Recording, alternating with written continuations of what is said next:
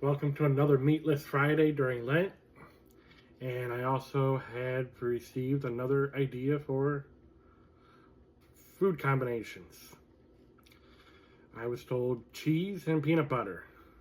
For cheese, I'm trying Tostitos salsa con queso, and peanut butter, I got Jif. About a year or two ago, I tried the nacho cheese on top of apple pie, and it was quite sweet and savory. So this doesn't sound too different. Let's try.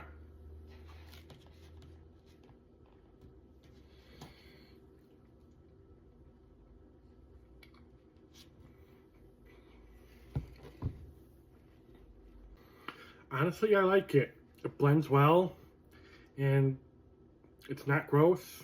Can barely tell. Thank you.